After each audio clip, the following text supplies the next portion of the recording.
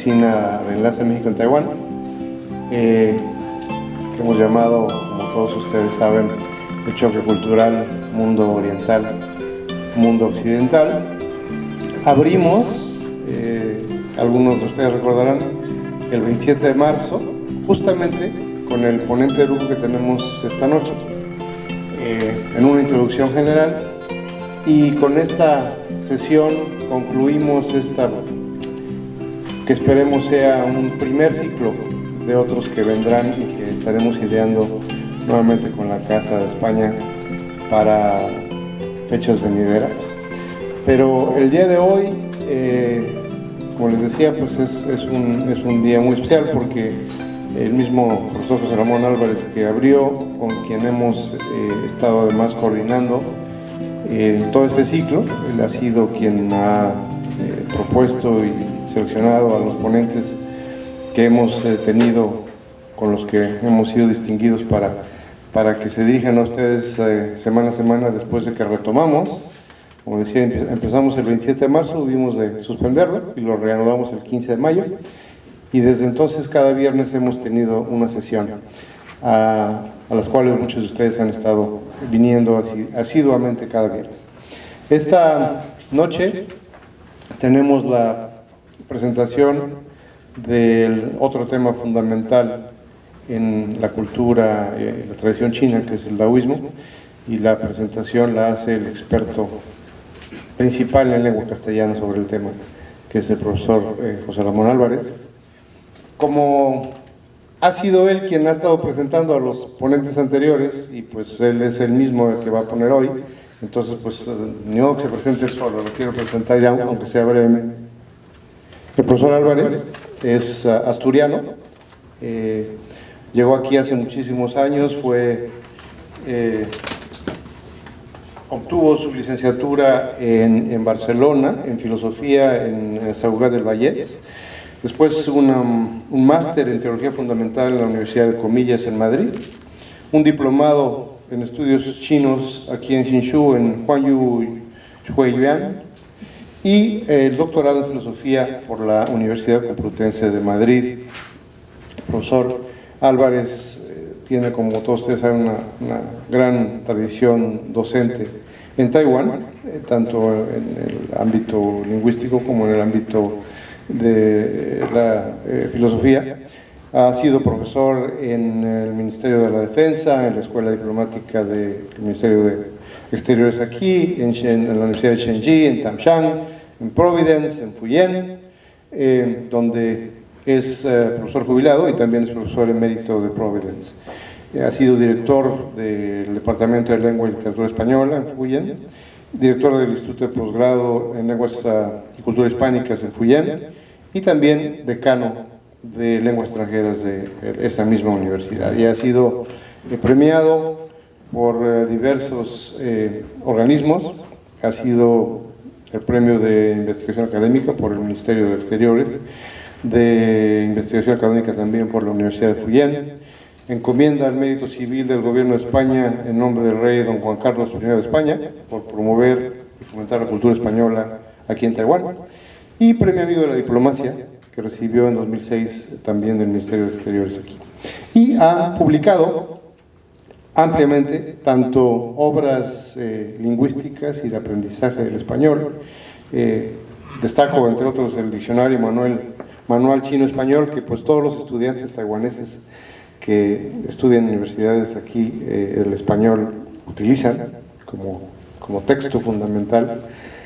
Y quiero también mostrar esta reedición que, como quienes estuvieron aquí la vez pasada escucharon, se iba a tener ya afortunadamente, porque Ediciones Catay ha hecho esta nueva reimpresión de este libro del profesor Álvarez, que tenemos aquí a la venta para quienes quieran adentrarse más en lo que es la doctrina del taoísmo, y pues creo que es un momento pues muy especial el poder aprovechar esta oportunidad.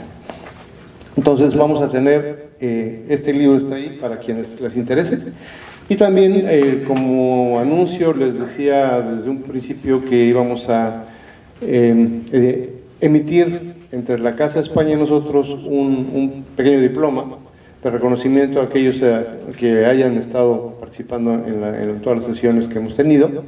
Ahí en la mesa de la entrada, si nos pudieran facilitar, quienes no lo hayan hecho aún, su dirección postal y sus datos, su nombre completo, para que a través de ese medio podamos hacerles llegar después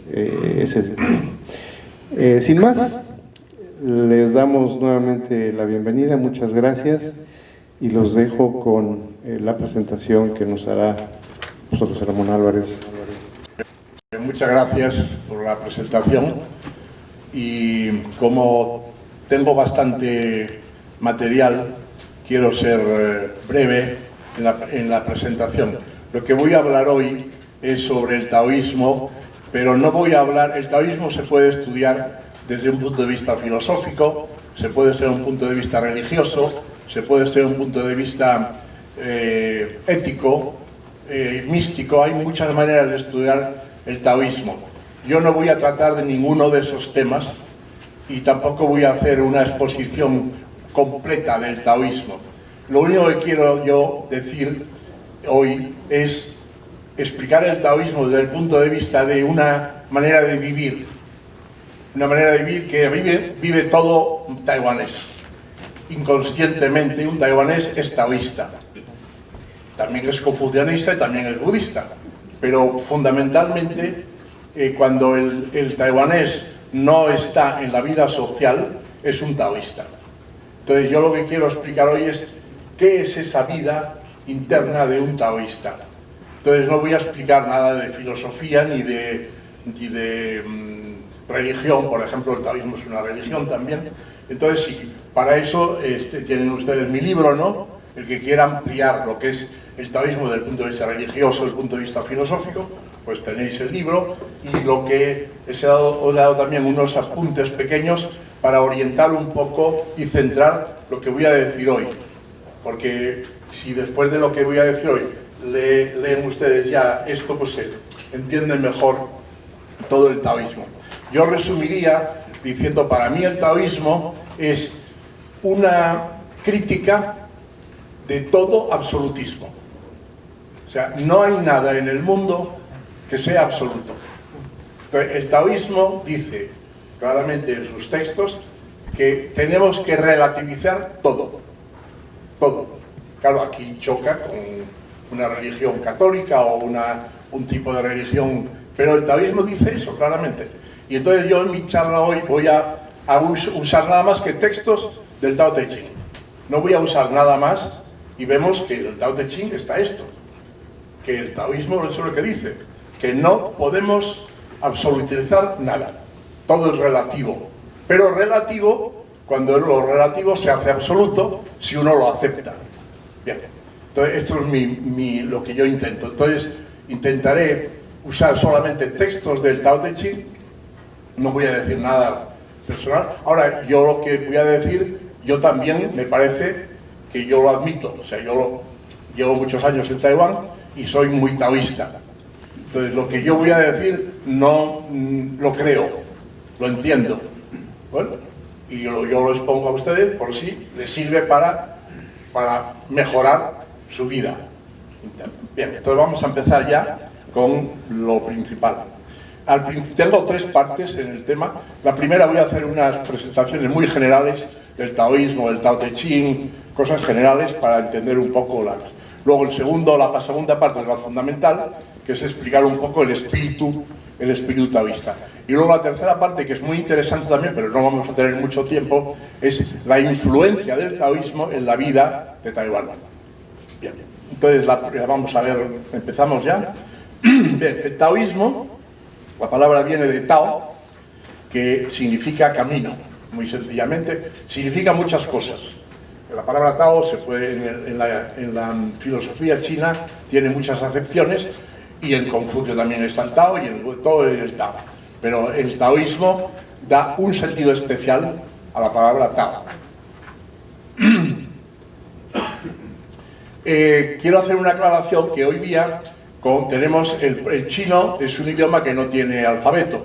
Entonces, al escribir el chino hay que romanizarlo. hay que ponerlo en letras europeas. Entonces hay muchas romanizaciones, antiguamente. Entonces, modernamente se usa, todo el mundo usa el pinyin, que es la romanización de que usa China. Pero es una romanización que no vale para la mayoría de los europeos, porque mucha gente no sabe que esta romanización viene de Rusia. Es inventada por los rusos y los chinos. Ustedes saben que hay una frontera muy grande de Rusia y China, y ya a finales del siglo XIX y XX, los rusos y los chinos pues tenían mucha relación y necesitaban una romanización para entenderse. Y tenían una romanización fundada en el cirílico, el idioma ruso, y luego Mao Zedong, cuando ya empezó a gobernar, les dijeron hay que hacer hay que elegir algo. Y Mao Zedong, como era anti-europeo, anti-occidental, dijo cualquier romanización menos las europeas. Entonces cogieron la del cirílico, la rusa, esta de China, la transformaron y es la que tenemos ahora, el pinyin. Entonces por eso el pinyin, para muchos occidentales, tiene sonidos rarísimos, ¿no? Rarísimos, que no valen. Bueno, hay que estudiarla, es muy fácil. Hay que saber el pinyin y sabiendo leer el pinyin. Entonces, por ejemplo, el Tao Te Ching, en pinyin se escribe Dao De Jing. Claro, si uno lee en español, no hay chino que entienda esto.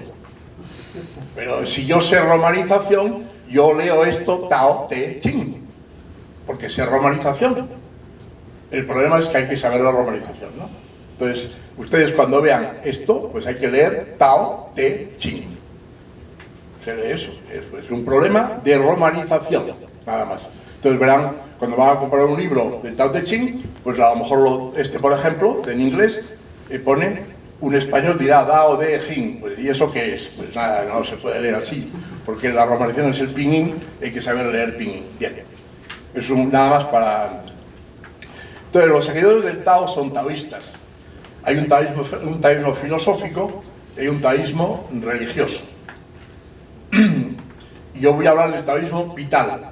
¿Qué es lo que el taiwanés, y el chino también por supuesto, vive en su vida como taoísmo? Y el taiwanés, aunque viva, a lo mejor no lo entiende o no lo sabe, no ha leído nada del Tao Te Ching. Yo conozco cantidad de taiwaneses que no han leído nada del Tao Te Ching, ni lo saben, ni lo conocen, pero lo viven. Es igual que nosotros en el occidente, mucha gente no ha leído nada, ni la Biblia, ni el Evangelio, ni nada, pero nuestros valores occidentales son valores judeocristianos, queramos o no, sencillamente. Entonces lo mismo pasa en China. Hay también un taoísmo religioso, del que no vamos a hablar nada, porque es muy complicado y es otra cosa, ¿no? Y no, de lo que voy a hablar yo no tiene nada que ver con el taoísmo religioso, pero influye mucho en el folclore y en la vida del taiwanés, el taoísmo religioso.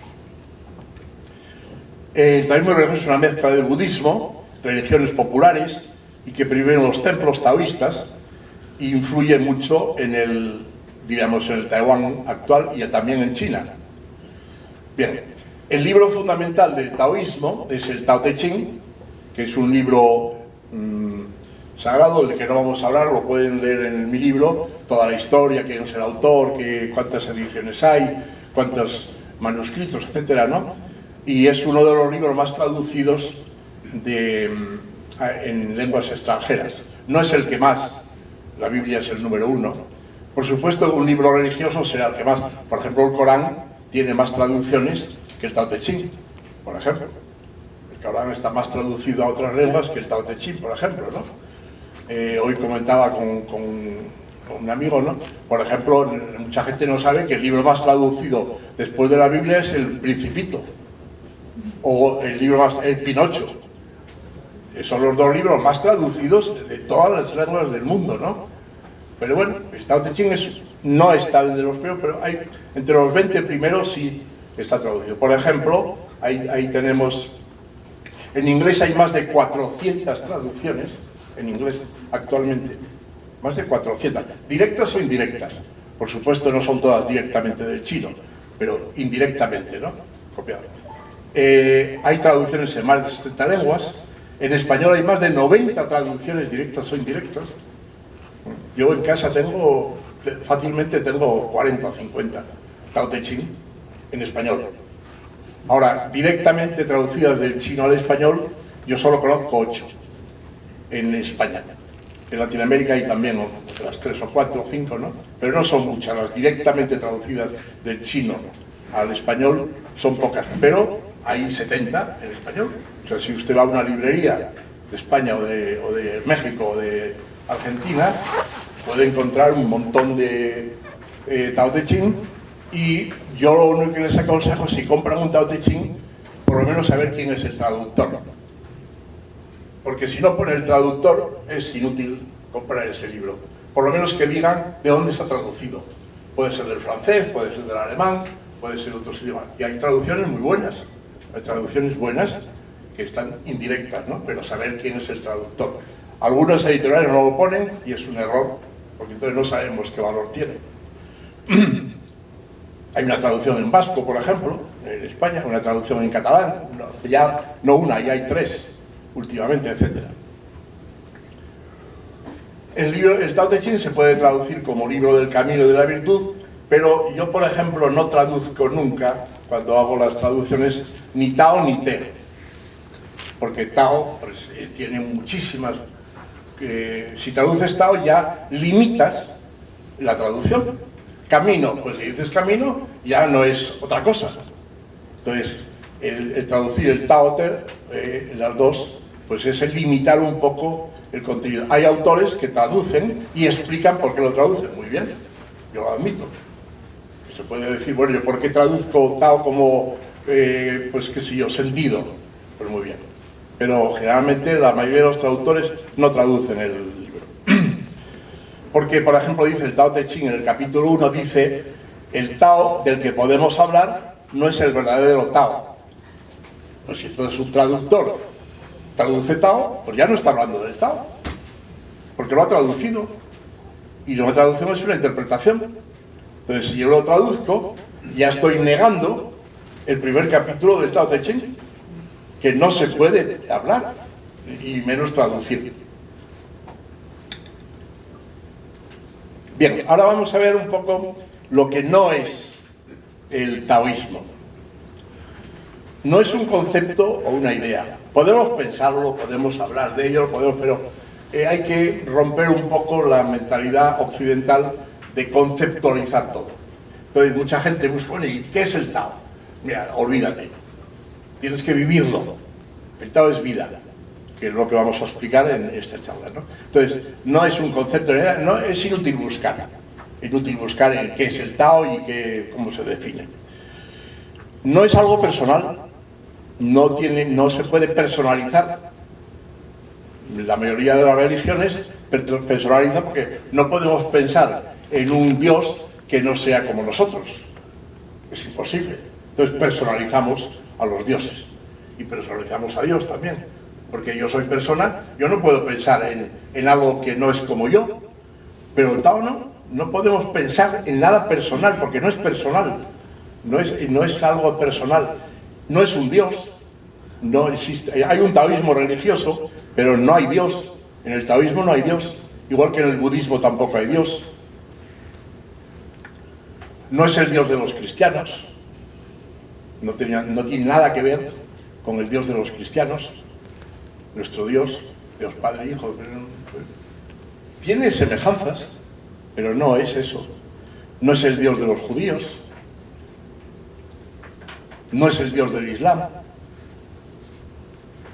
Entonces, no podemos hablar del Tao y el Tao intenta decirnos algo que no es muy seguro ni claro. Quiere decir, cuando hablamos del Tao hay que romper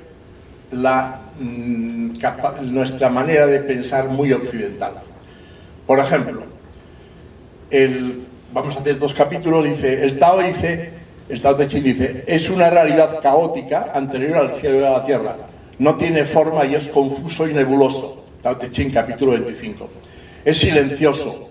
Habla del Tao, Es vacío, inmutable, nunca se agota. No tiene límites y siempre vuelve sobre sí mismo.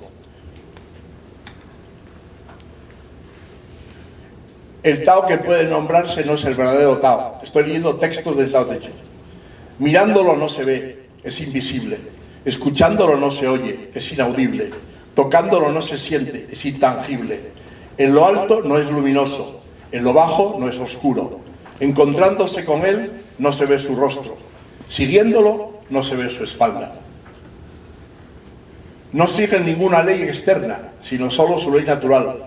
Forzados a darle un nombre, lo llamaríamos grande, y puede ser considerado la madre del universo. Estos son capítulos del Tao Te Ching.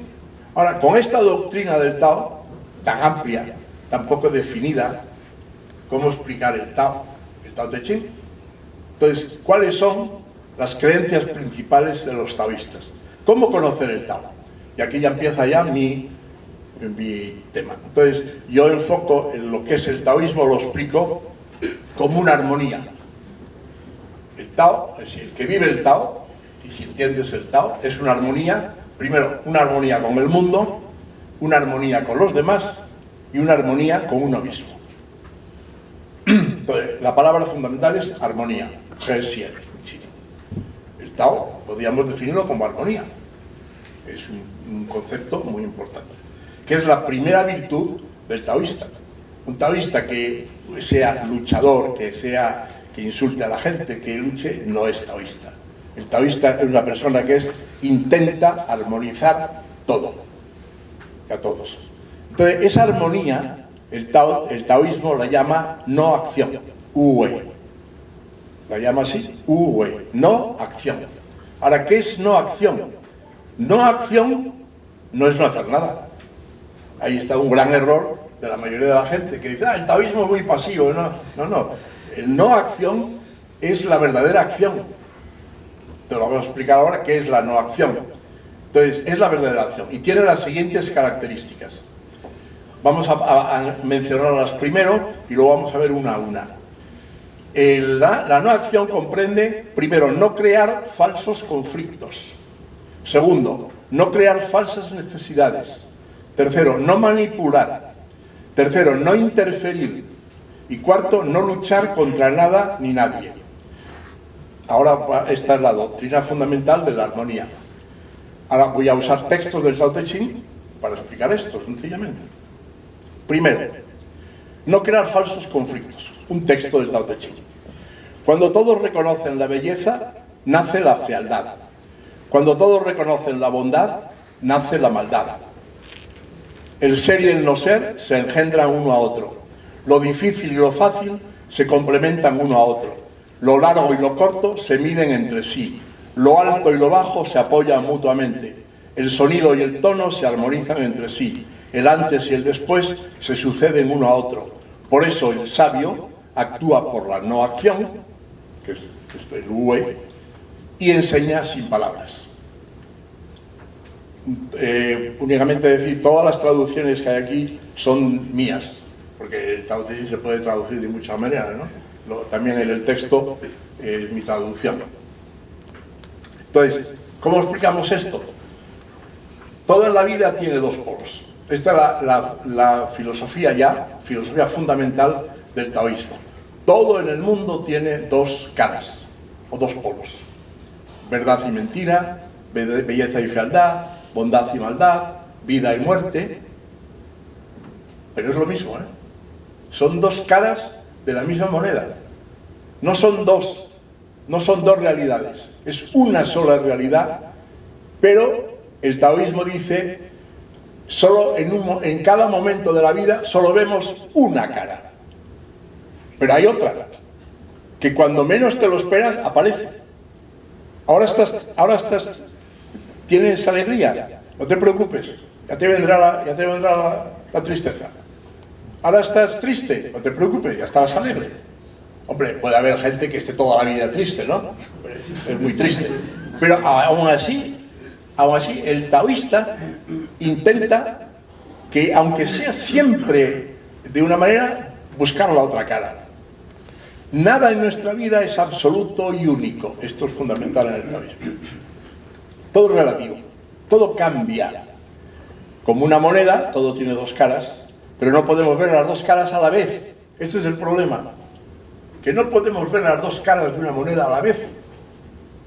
Entonces no podemos ver un aspecto de la vida y a la vez la otra cara. Cuando vemos una cara, creemos que la otra no existe. Esto es lo que llama el taoísmo el ser y no ser.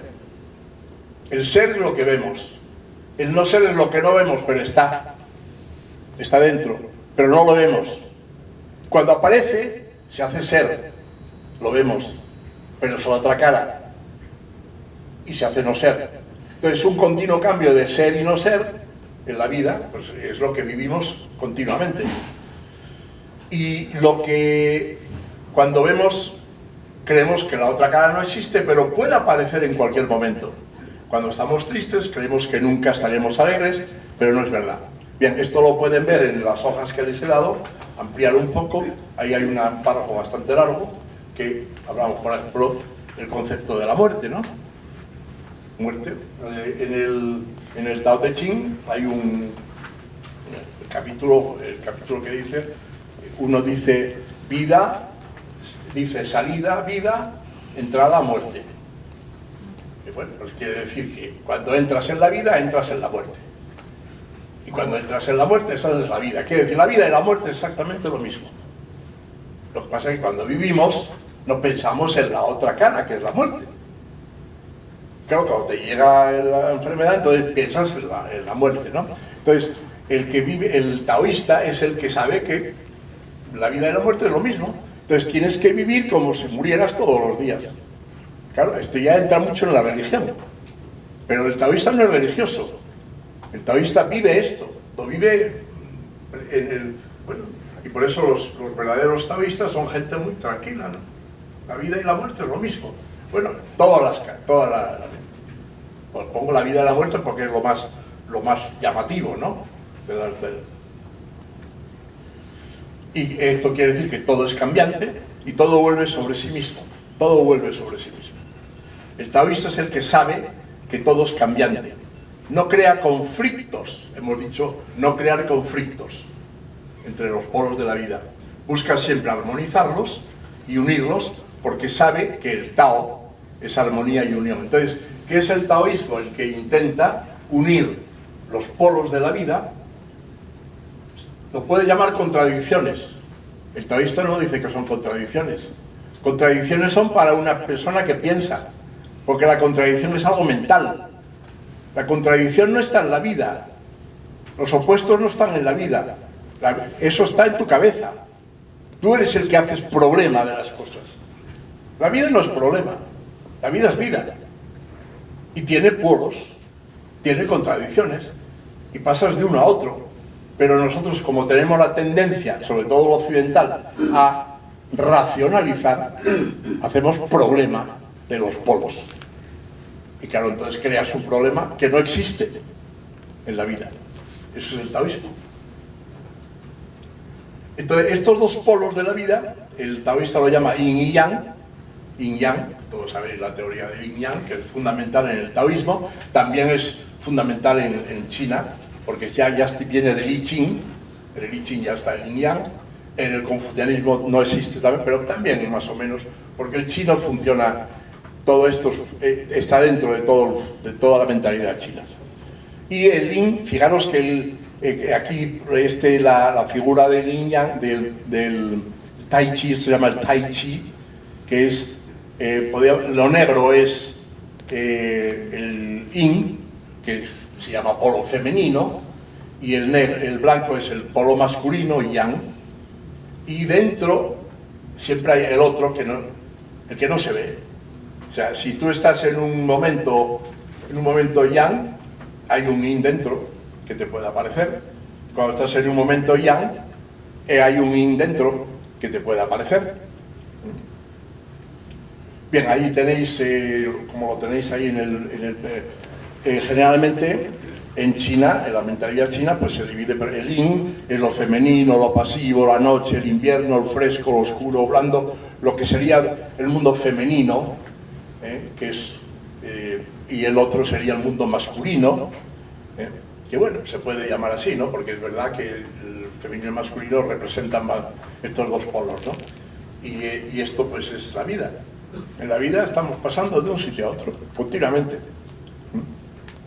Y bueno, y no hay mujer que no tenga un aspecto yang, y no hay hombre que no tenga un aspecto yin, porque es imposible, no somos únicos. Bien, esa es la primer principio que hemos dicho, no crear falsas necesidades. Un texto del Chino dice: no exaltar los talentos y el pueblo no competirá, no valorar las cosas difíciles de conseguir y el pueblo no robará, no mostrar lo codiciable y el pueblo no se ofuscará. Capítulo 3. Bien, hemos puesto un capítulo, podríamos poner otro, ¿no? El taoísta sabe que todo es cambiante y que todo tiene dos caras. Por eso no desea nada más que lo que tiene. Esto es muy importante, porque si sabes que todo es cambiante, no estés buscando lo que no existe, porque no lo tienes. Cuando llegue, muy bien, lo aceptas, pero si no te llega, pues no lo aceptas. Por eso no desea nada más que lo que tiene, sin buscar lo que en cada momento no tiene. Ese es nuestro gran problema, de buscar lo que no tenemos. Si buscas lo que no tienes, pues tendrás un fracaso seguro, porque si no lo tienes, pues no lo tienes. No creas falsas necesidades, y así vives en armonía con todos y con él mismo. El taoísta vive con él mismo en armonía y con los demás. Ese es el segundo principio, de no crear falsas necesidades. El tercer principio, no manipular. El Tao Te Ching dice: el mundo es un vaso espiritual y no puede manipularse. Toda manipulación conduce al fracaso, y todo querer dominar algo conduce a su pérdida. El dominio parece que te da el poder y sin embargo a la larga lo pierdes, porque no se deja dominar. La vida no se puede dominar, la vida no la dominas. Fijaros que cuando hablamos de taoísmo enseguida es vida, hablamos de vida, ¿no? Todo lo que es la vida. Bueno, podríamos definir el Tao como vida, ¿no? Pero muy amplio, porque abarca todo. La manipulación es querer controlar el curso cambiante de la vida. Claro, si es cambiante, si todo es cambiante, si todo tiene dos caras, no lo puedes manipular, porque no sabes cuándo va a cambiar. Toda acción posible debe ser una acción. Fijaros que aquí cuando escribo acción con mayúscula es el Wu-Wei chino, no acción y acción. Acción con mayúscula es acción más no acción. La acción es minúscula y no acción es minúscula. Las dos, unas veces actúas y otras veces no actúas. Y las dos juntas, la armonía es la acción con mayúscula, la verdadera acción. Y una acción que no sea manipuladora, es decir, una acción que sea no acción. El taoísmo llama a esto la acción de la no acción. Wei Wu Wei. Wei es acción, U es no y Wei es acción.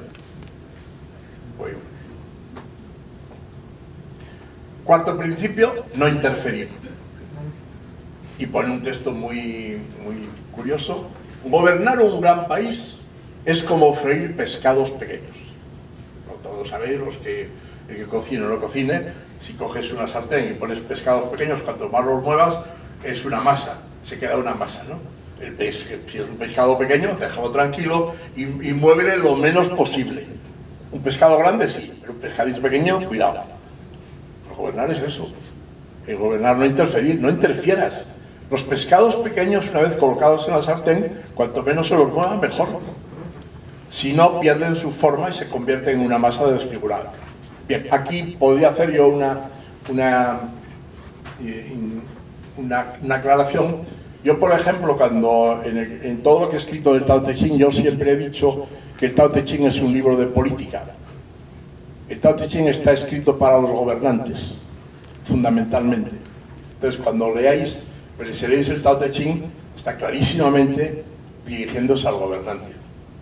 Y esto es claro, ¿no? El gobernante, cuidado con, no trates a la gente como pescados pequeños en una sartén, ¿no? No los muevas, no interfieras. Por ejemplo, el no interferir comprende, aquí hay varios capítulos de Tao Te Ching: guiar pero no controlar, excluir todo extremo, aceptar los resultados como son, ser un cauce profundo al que todo confluye, no despreciar la vida de las personas, vivir para los demás ganando más, compartir con los demás teniendo más, favorecer a todo y no dañar a nadie, actuar en todo sin luchar con nada. Bueno, pues esto está todo en el Tao Te Ching, que podríamos poner en muchos más capítulos, ¿no? Pero no vamos a... porque no intento hablar del Tao Te Ching solo, sino del espíritu básico del taoísmo. Entonces, cuando se quiere imponer algo, interfiriendo con normas y reglas, lo que se quiere combatir crece con más fuerza. Todos lo sabemos, ¿no? Todos los que tenemos hijos o nietos, cuanto más interfieres con tu hijo, más rebelde se hace. Y la educación verdadera es cómo armonizar las tendencias. Hay que educar, pero la interferencia es la peor manera de educar, clarísimo. Y basta que no digan, ¿no? Pues pasa lo contrario, ¿no? Cuantas más prohibiciones y tabúes haya en el reino, más pobreza habrá. Cuantas más leyes y decretos se promulguen, más bandidos y ladrones habrá. Aquí podríamos hacer cantidad de aplicaciones a nuestra vida actual en Taiwán, en España, en los países de donde somos, ¿no? Porque es clavado. Nuestros gobiernos están haciendo todo lo contrario a lo que es el espíritu del taoísmo. El pueblo está hambriento porque los gobernantes exigen fuertes impuestos. El pueblo es difícil de gobernar porque los gobernantes manipulan e interfieren. Estoy leyendo textos del Tao Te Ching, ¿eh? Aquí he dicho que no me invento nada. Por eso el sabio dice: actúo por la no acción, otra vez, amo la tranquilidad, no intervengo en los asuntos, y el pueblo se transforma y prospera espontáneamente. Aquí también hay una mala interpretación. Algunos llaman el taoísmo un laissez-faire, ¿no? Que es el francés, dejar hacer, ¿no? No. El taoísmo no es dejar hacer. Es hacer, pero como hay que hacer. No es dejar hacer. Y luego el quinto es no combatir a nada. La suprema bondad como el agua, luego lo vamos a ver, el agua, que beneficia a todo y no se opone a nada. El sabio a nadie ataca y por eso nadie le ataca. Esto no significa no actuar nunca y no hacer nada. El problema está en que cómo actuar. Hay que actuar, hay que hacer, hay que vivir. Pero el problema es cómo lo hacemos. Cuando hay que controlar y actuar, se es firme, pero el súbdito no siente manipulación e interferencia. El taoísmo consiste en hacer que la gente haga lo que debe hacer sin que lo considere impuesto y molesto. Claro, esto es difícil, ¿no? Pero es lo que hay que hacer. Un verdadero gobierno, una persona un educador, una persona que dirija, es lo que intenta que la gente haga lo que tiene que hacer sin sentir que es algo impuesto. Bien, entonces, reuniendo otra vez, hemos dicho que no crear falsos conflictos, no crear falsas necesidades, no manipular, no interferir y no luchar contra nadie. Aquí os pongo una foto hay una sala en la ciudad prohibida de China, en que el emperador recibía a los embajadores de otros países, y ahí está colgado el Wu Wei: no actuar. El lema del emperador, y está todavía, es una de las salas, no es el trono principal, pero era un trono en que recibía el emperador a los extranjeros. Es una sala muy interesante. Bueno, Wu Wei, ahí está el Wu Wei, eso es Wu Wei, no actuar. Segundo principio, muy importante. Ahora pasamos ya a la segunda manera de vivir del taoísta, que es la suavidad. En chino hay dos caracteres, que uno es ro es suave, y otro es ruo, que es débil. Ro. Por ejemplo, el ro viene del ro tao, el judo, ro tao, que es la manera suave. El judo es vencer al enemigo por la debilidad. No vences por la fuerza, vences por la debilidad del otro. Cuando el otro está débil y no se atreva, lo tumbas, se cae. Entonces vamos al segundo principio, que es la suavidad. Un texto: en el mundo nada hay más blando que el agua. Sin embargo, nada puede superarla para vencer lo rígido y lo duro. Todo lo demás no puede sustituirla. Lo blando vence lo duro, lo suave vence a lo rígido. La experiencia diaria también nos enseña el poder de lo blando y lo suave. Por ejemplo, el hombre, un texto del Tao Te Ching: el hombre en vida es suave y blando. Cuando muere es rígido y duro. Lo rígido y lo duro siguen a la muerte. Lo suave y lo blando siguen a la vida. La suavidad y la flexibilidad significan evitar el conflicto y la agresión desde la raíz, porque lo grande comienza en lo pequeño y lo mucho comienza en lo poco. Entonces, la suavidad significa tener compasión, que lleva a actuar con moderación y humildad. Por ejemplo, el Tao Te Ching dice: tengo 3 tesoros que mantengo y protejo. El primero es compasión, el segundo es moderación y el tercero es humildad. Por la compasión puedo actuar con coraje, por la moderación puedo actuar con generosidad, por la humildad puedo actuar con autoridad. Y yo en mis traducciones, cuando pongo mayúscula, he sentido taoísta. Porque el confucianismo también habla de esto. El confucianismo habla de la virtud, pero la virtud confuciana es con minúscula, porque es la virtud pequeña, la virtud que te hace. En cambio, la virtud taoísta es con mayúscula, es una virtud que no es virtud confuciana, es otro tipo de virtud. Bien. El símbolo del taoísmo aquí es el agua. La suprema bondad es como el agua: beneficia a todo y a nada se opone. Su lugar es aquel que todos consideran el más bajo y por eso está muy cerca del Tao. Es el símbolo del taoísmo, es el agua. El agua deja el agua y va por donde tiene que ir. El agua es un elemento que no puedes controlar. Lo puedes controlar, pero el agua sabe por dónde tiene que ir. Y el agua es lo más fuerte. No hay nada que venza al agua. Por ejemplo, en Occidente tenemos el fuego, ¿no? El agua vence al fuego. El fuego se apaga con el agua. En cambio, al revés, ¿no? No puedes apagar el agua con el fuego. El agua es el símbolo del taoísta, porque es la flexibilidad pura. El ruo, la flexibilidad, la blandeza, la armonía también. El taoísmo puede parecer débil, inútil, inoperante. Esto es la crítica de siempre al taoísmo. Eres un débil. Es inútil. ¿Para qué te vale esto? Aguantar. Es inoperante, no haces nada. Sobre todo, y parece de un relativismo inaceptable. Hombre, si no hay absoluto, entonces ¿qué valor tiene? Los valores absolutos, ¿dónde están? Porque la gente cree que hay que tener valores claros y bien definidos para solucionar los problemas de la vida. El taoísta acepta todas las divisiones humanas y sociales, pero nunca les da un valor absoluto. El taoísta acepta todos los valores, pero lo relativiza siempre, porque está anclado en el Tao, donde todo se armoniza. Como dice Chuang-Tzu, ahora hacemos a un autor el único texto, el taoísta vive como los demás hombres, pero para él éxitos, intereses, mecanismos, habilidades son cosas que ha echado al olvido en su corazón. Los hombres de este tenor nunca hacen sino lo que quieren. Acordaos de San Agustín: el amor es libre. Cuando realmente amas, haces lo que quieres. Pero no es libertinaje, no, la libertad es libertad verdadera. Conocen la unidad, ignoran la dualidad.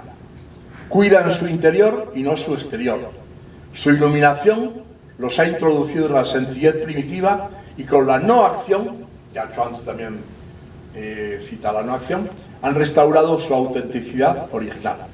Bueno, todos sabéis que Chuang es el segundo autor importante en el taoísmo, y es un verdadero... el libro de Chuanzi lo escribió Chuanzi en los primeros capítulos.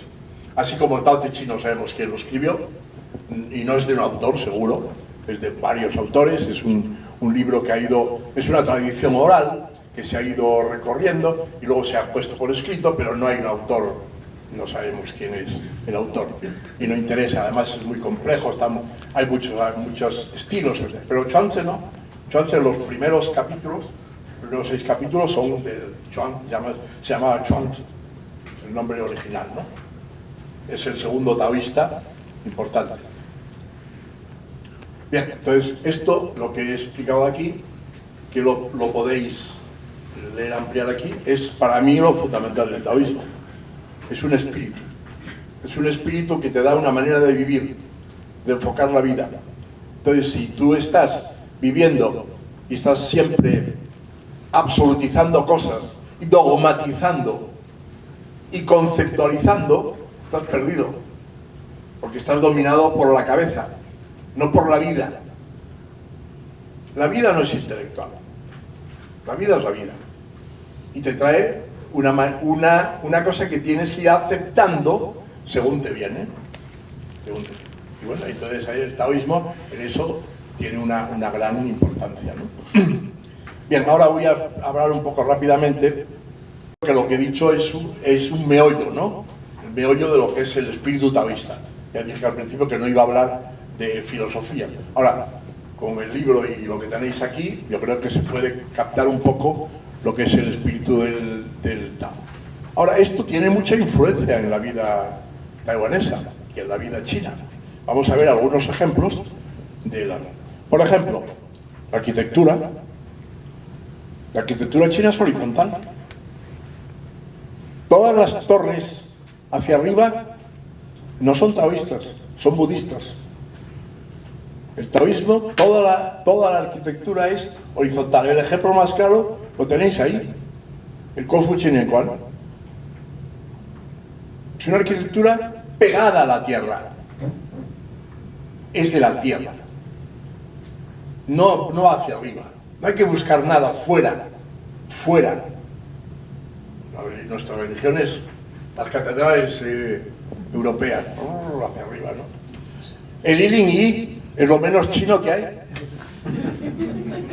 Y está claro, porque fue una patochada de 4 arquitectos para demostrar que ellos también que pueden construir cosas. ¿Y qué?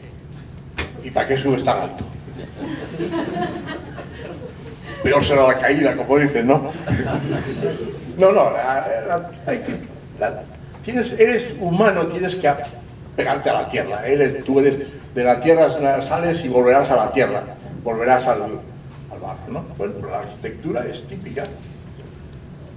Los edificios son amplios, bajos, no hay elevación al cielo, las torres de los templos son budistas, armonía con la naturaleza, la armonía. Por ejemplo, los templos en las montañas, todos saben, los templos, hay templos en las ciudades, pero no bien son templos diría pragmáticos, ¿no? Para cosas racionales, para ir a rezar y tal, y buscar cosas, bueno, el chino es muy pragmático, ¿no? Tienes un examen, vas a pedir para que te aprueben y tal, pero el verdadero taoísta se va a la montaña, afuera, a la naturaleza, y vive al contacto con la naturaleza. ¿La naturaleza dónde está? No está en las ciudades, la naturaleza está en las montañas, el monte, la naturaleza, el verde, ¿no? Bueno, y ahí están todos los templos famosos, porque el taoísta va, la unión con la naturaleza. El Tao es de este mundo y no algo fuera.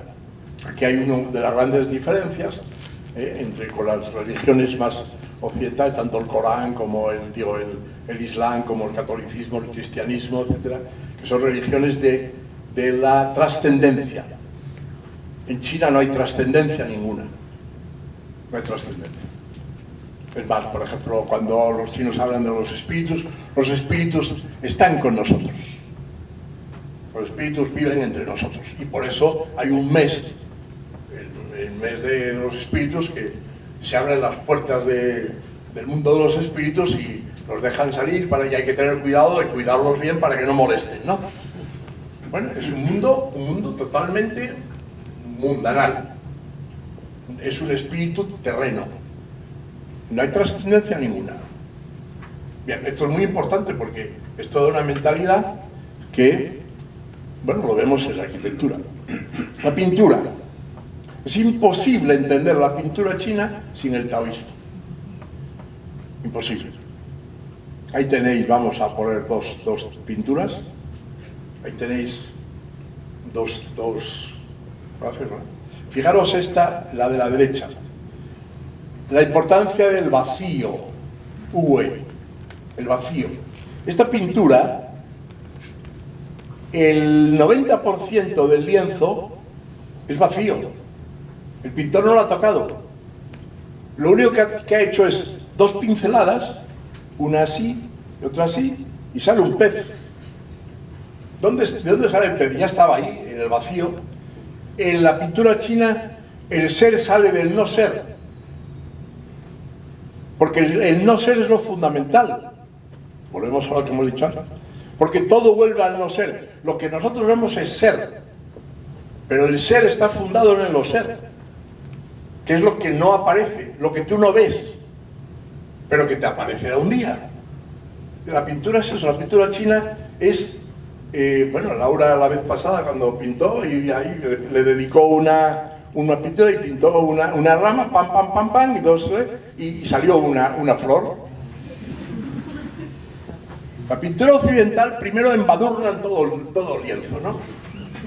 Y luego ponen colores y ahí, bueno, pues todo lo contrario de la pintura oriental, que sale del vacío.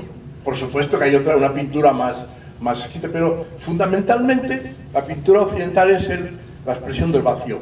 Y estas pinturas, por ejemplo esta, ¿no?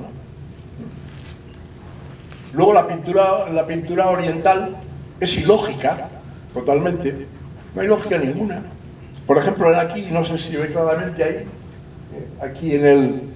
No sé si veo aquí en esta pintura se ve no sé, bueno. Aquí, arriba, en esta montaña, hay unos señores sentados ahí, hablando aquí. No sé si los veis ahí. Bueno. Un occidental, cuando ve esta pintura,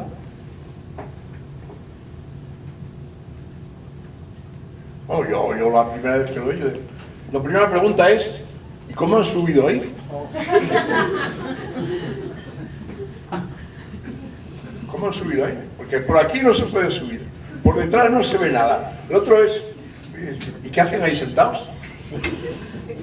Están hablando. Bueno, esto es totalmente ilógico.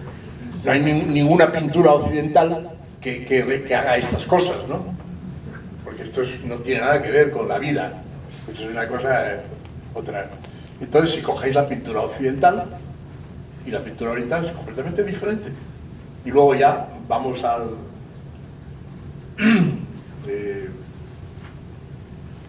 la persona, la importancia de la persona.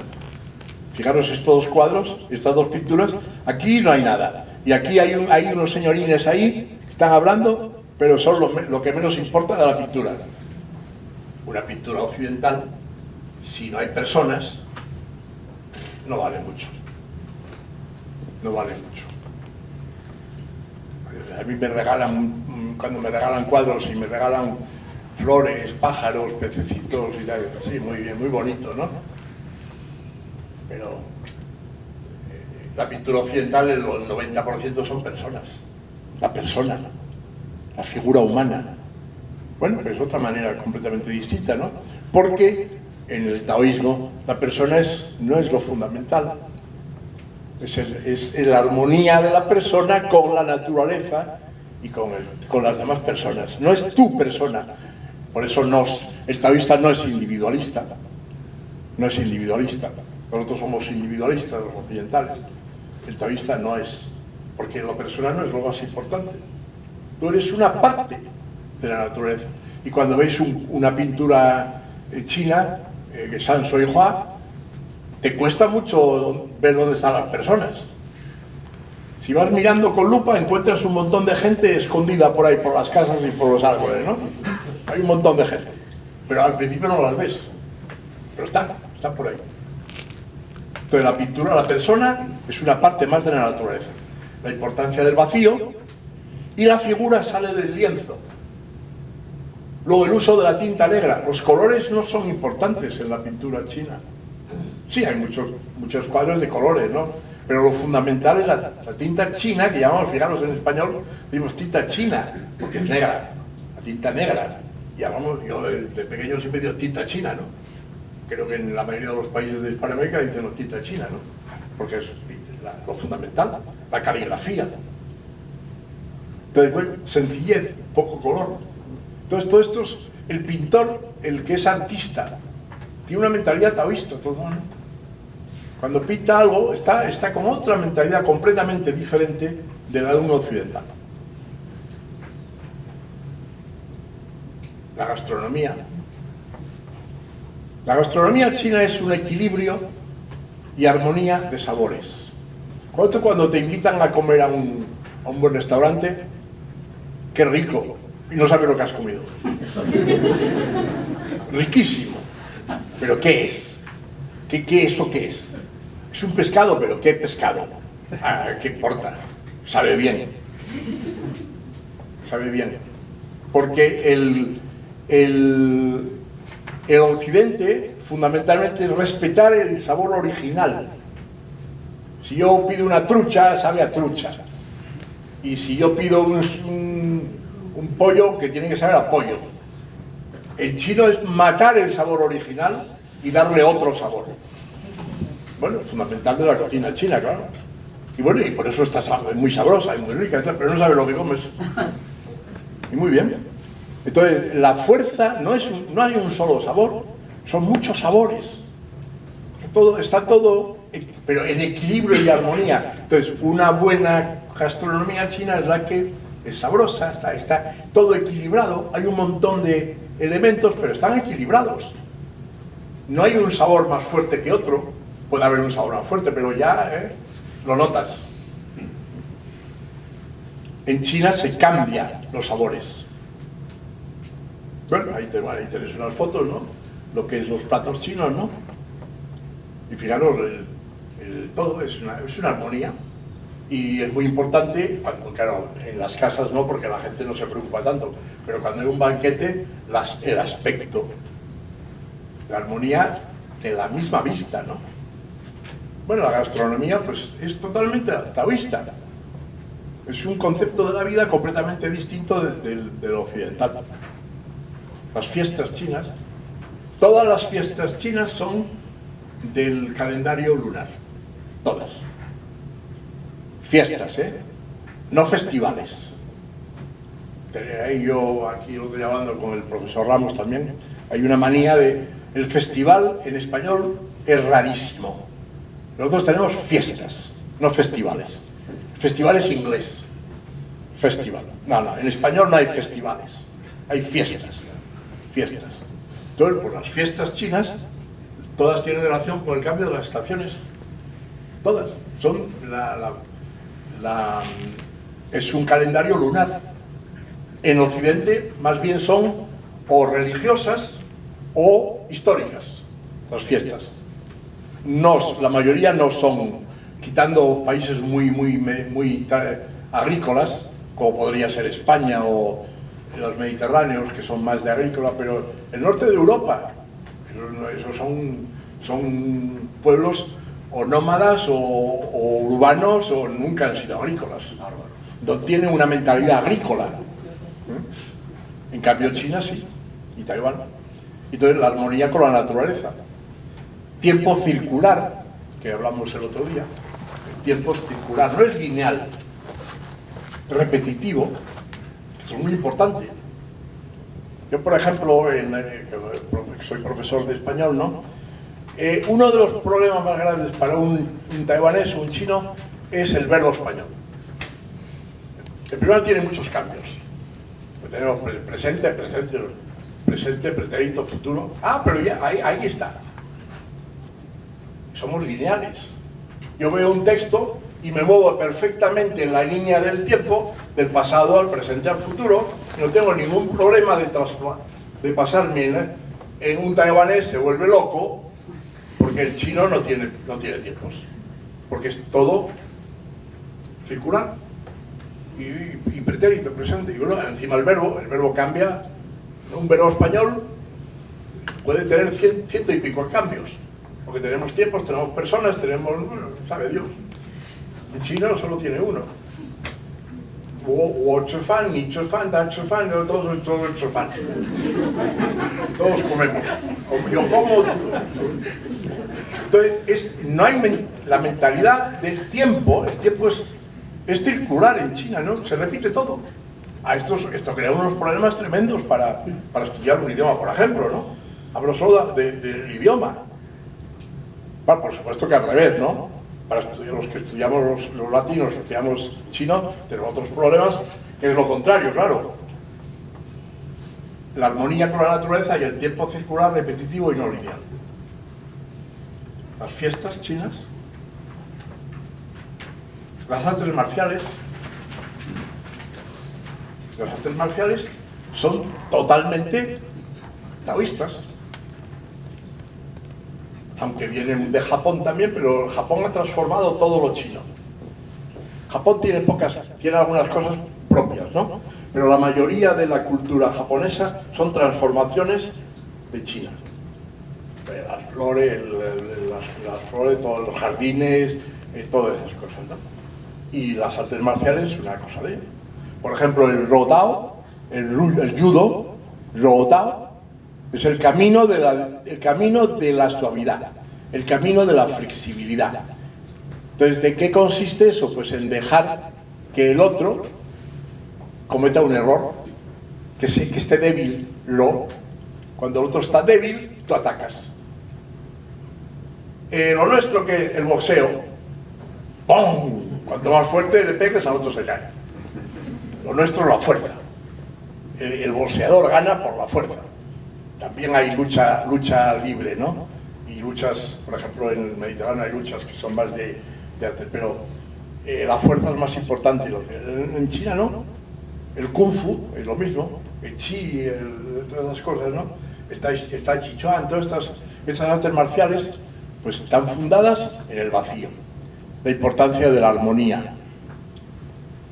Y suelen ser más defensivas que atacantes.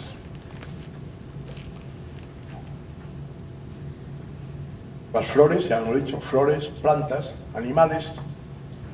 La naturaleza, para un taoísta, tiene valor por sí mismo. En sí misma es algo valioso. Nosotros, el occidental, no. Es el hombre el que da valor a las cosas. Por ejemplo, coger la pintura occidental. Hay muchos, en España, por ejemplo, hay muchas pinturas de princesas y de reyes, sobre todo de princesas, que están muy bonitas y tal, y tiene una flor en la mano, o un perrito. Esa flor y ese perrito no valen para nada. El valor se lo da la princesa. Si no estuviera en la mano de la princesa, esa flor no tiene ningún valor. Por ejemplo, los caballos, los reyes. Hay pinturas españolas a caballo tremendos. El caballo no tiene valor por sí mismo. El caballo tiene valor porque va montado el rey en él. Si no estuviera el rey, ese caballo no vale para nada. Quiere decir, el mundo animal, el mundo no humano, tiene valor por sí mismo. No es el hombre el que se lo da. No le damos valor nosotros a las cosas las tienen por sí mismas. El taoísmo, en el occidente no.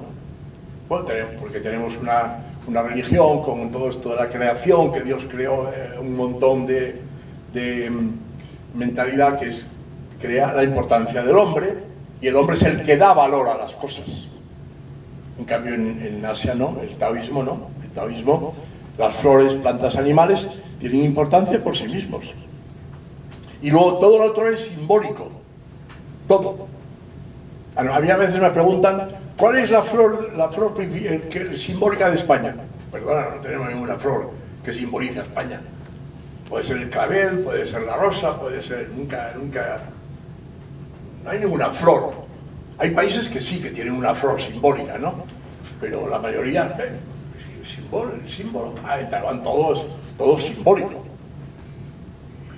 Y cada cosa tiene un símbolo, tiene un significado interno propio, que no se lo da el hombre. El hombre lo acepta como tal. Y por eso todas las costumbres tradicionales de Taiwán confunden mucho a un occidental. Porque tienes que hacer esto. ¿Y por qué? Porque es así. Pues tiene un valor. Esto es una ceremonia que hay que hacer. Entonces todo es simbólico. Y todo tiene importancia.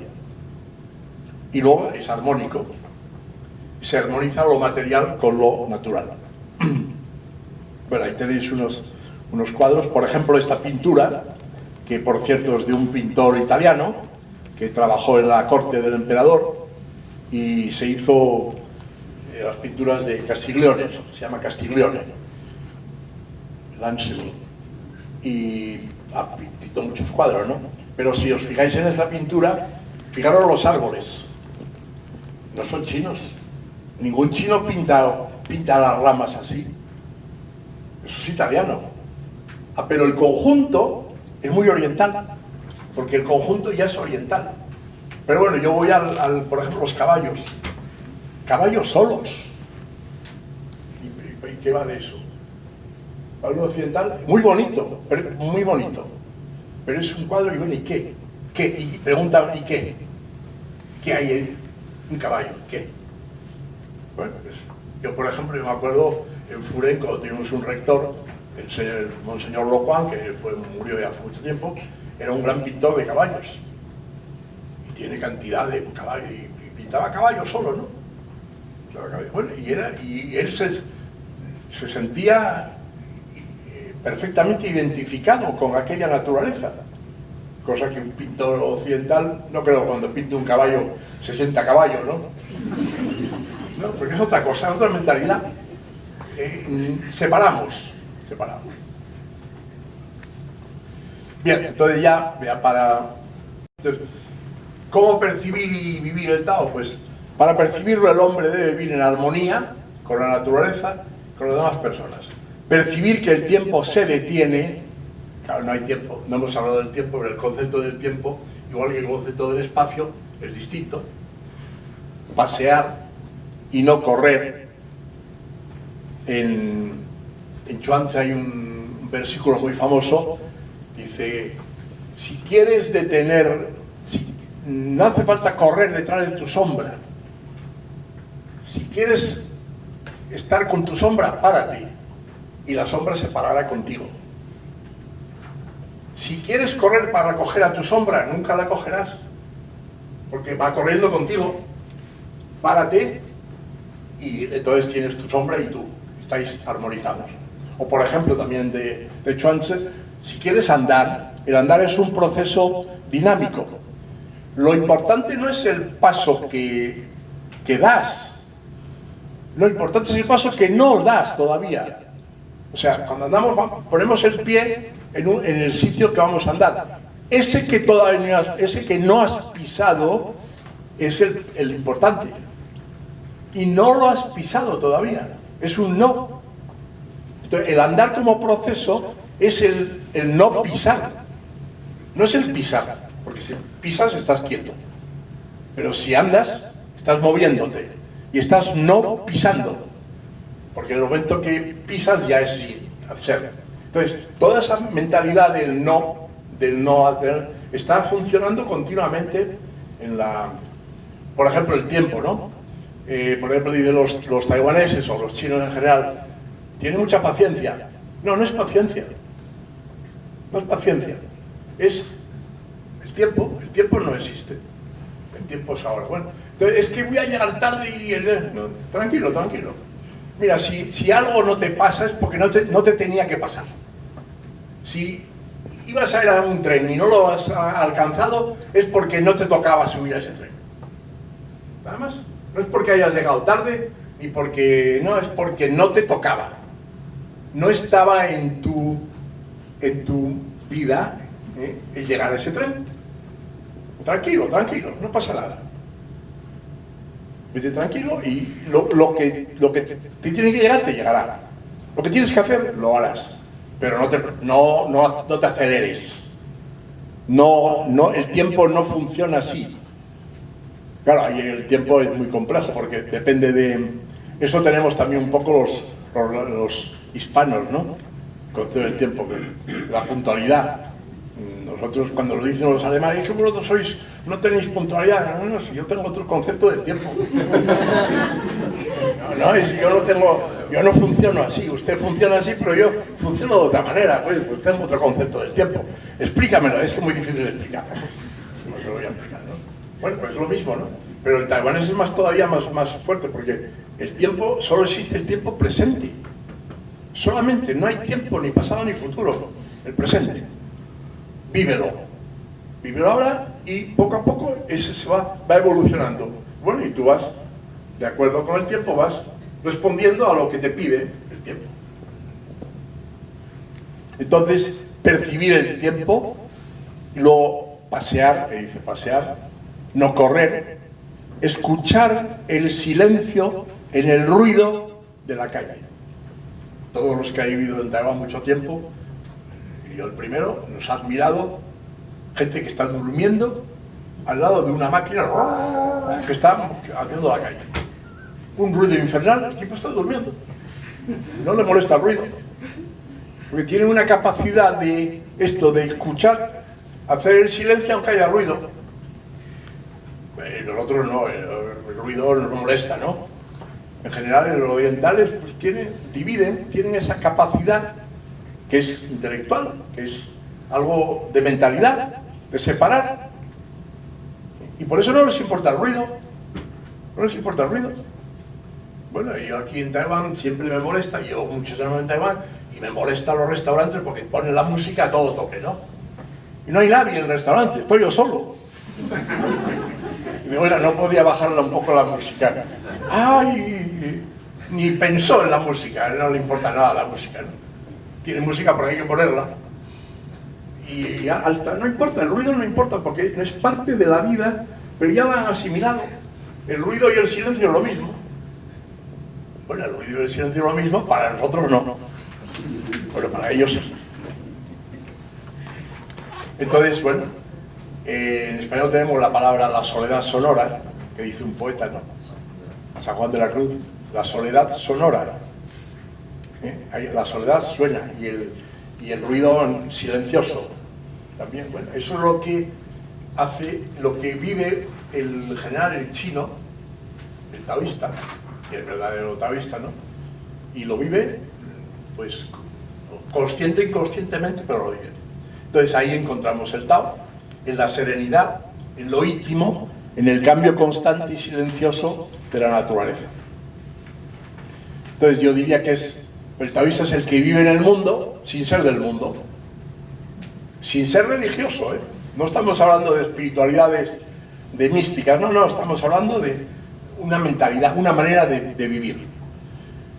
Se logra ver lo invisible, sentir lo nunca sentido, entrar en una dimensión sin espacio ni tiempo, el Tao.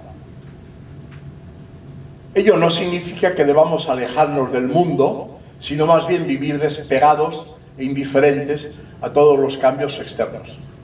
Hay que saberlo todo, estar informado de todo y, sin embargo, permanecer indiferente a todo, como si nada se supiera. Ya lo dice el Tao. El que lo conoce no habla, y el que habla no lo conoce.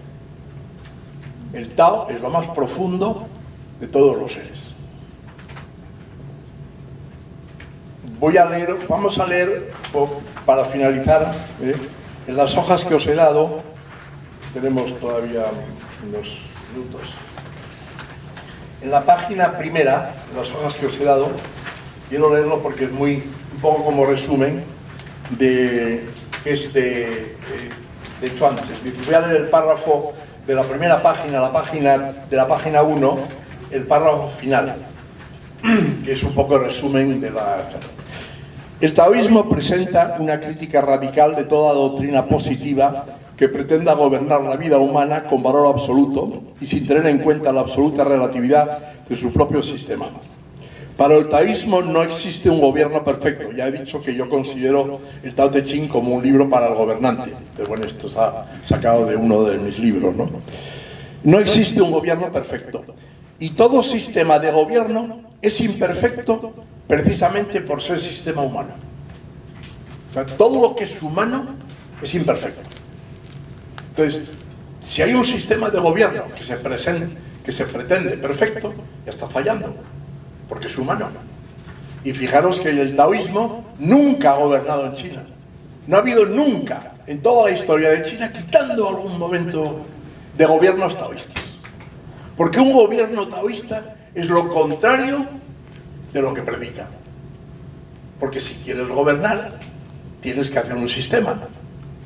Y si haces un sistema, es imperfecto. Entonces, si es imperfecto, pues no lo puedes seguir. Tienes que renunciar a él. Entonces, el taoísta es un crítico, pero no acepta ningún sistema, porque no puede admitir un sistema. Es una crítica vital para no aceptar el sistema. El hombre, por eso dice, el hombre confunde la perfección con la comprensión. Entonces creemos que algo es bueno, perfecto, porque lo entendemos, o creemos entenderlo. Y considera imperfecto o ilógico y sin valor aquello que escapa a su comprensión y sistematización. Bueno, esto es típico de Occidente, ¿no? Lo que no entiendes no vale. Tienes que entenderlo, tienes que pensarlo, tienes que racionalizarlo, tienes que hablarlo. Lo que no puedes expresar es porque no lo entiendes. Y si no lo entiendes es porque no vale. No, el taoísta no acepta eso. Hay un montón de cosas que no entendemos, pero yo las vivo, yo las puedo vivir. Y viviéndolas las entiendo, pero no te las puedo explicar. ¿No te las puedo explicar? Lo perfecto es aquello que tiene su propio orden interno, pero que resiste a ser ordenado y clasificado en cualquiera de los sistemas humanos. Y Chuanzi tiene un ejemplo muy bueno que mucha gente cuando no lo entiende, pero es muy claro. Chuanzi dice, Su, azul, era el rey del mar del sur. Hu, lóbrego, era el rey del mar del norte. Huntun, caos, el Huntun es caos, el caos. Caos es Huntun en chino. Caos es caos. Pero si lo pongo con mayúscula, el caos verdadero. Era el rey del mar del centro. El rey Su y el rey Hu se reunían de tiempo en tiempo en el reino del rey Huntun, y este los trataba muy bien. Su y Hu pensaron agradecer las bondades del rey Huntun. Se dijeron, todas las personas tienen 7 orificios que les sirven para oír, comer y respirar. Todos tenemos en la cara 7 orificios. Los 2 oídos, las 2 narices, la boca y la nariz. 7 orificios. Dijeron los reyes, solo este infeliz no los tiene. Vamos a hacérselos. Cada día, muy interesante, 7 orificios, 7 días. Estamos hablando de la creación, el mito de la creación. 7 días, los 7 días de la creación, bueno, todas las religiones coinciden en la numerología, ¿no? Cada día le abrían un orificio. Al 7º día, Huntun era cadáver. Le dieron la vida y lo mataron. Porque convirtieron al caos en orden. Y murió. Porque caos tiene un orden interno que es el suyo. Si lo cambias, si lo quieres cambiar, lo matas. Quiere decir, todo lo que tenemos en la vida tiene un orden interno.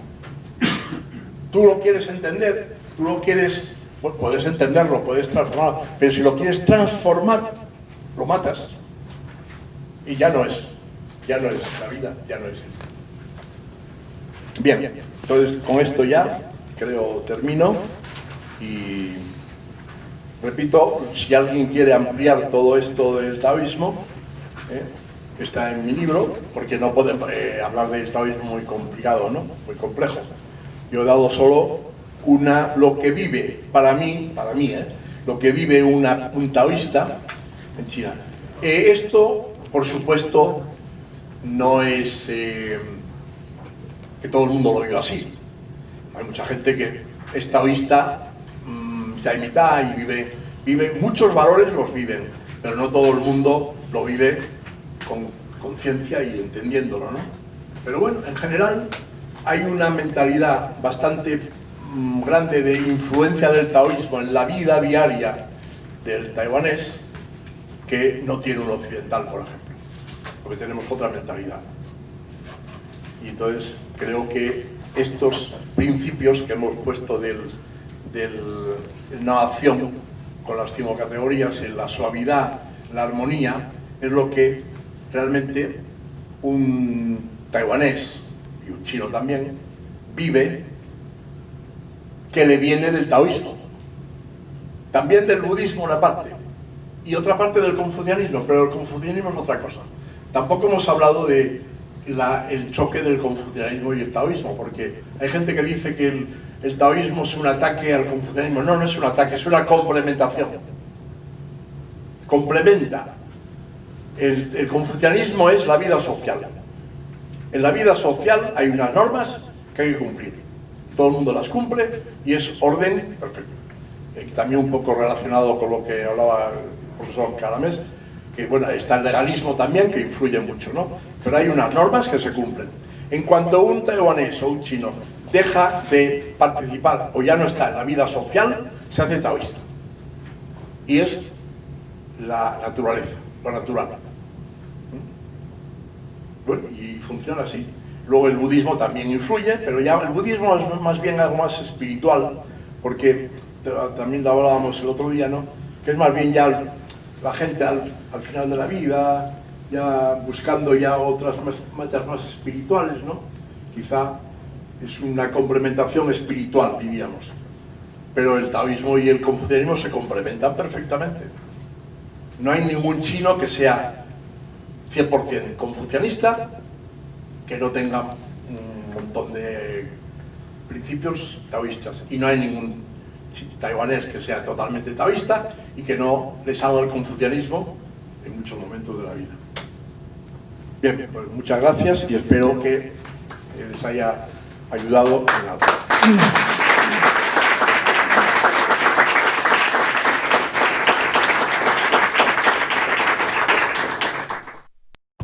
Digamos, la influencia o la muestra del taoísmo en, por ejemplo, en la gastronomía, en la pintura y otros órdenes de la vida, ¿no?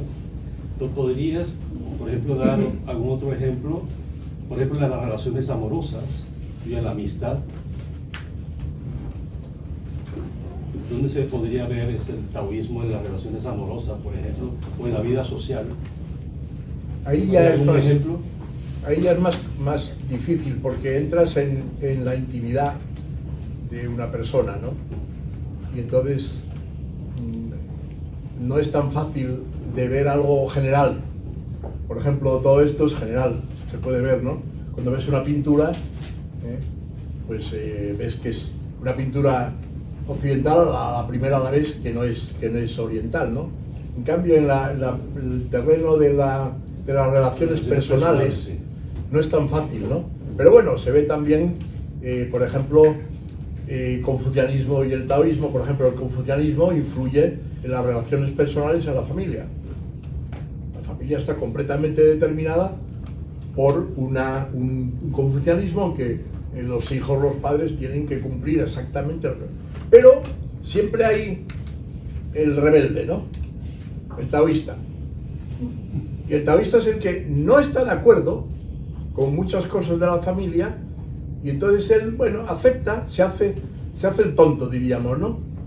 Se hace el tonto, pero lo vive, no se rebela, porque en China la rebelión no existe. Pero en cuanto puede se sale. Y ahí podríamos poner, por ejemplo, todo lo que es tipo revolucionario, tipo de cosas de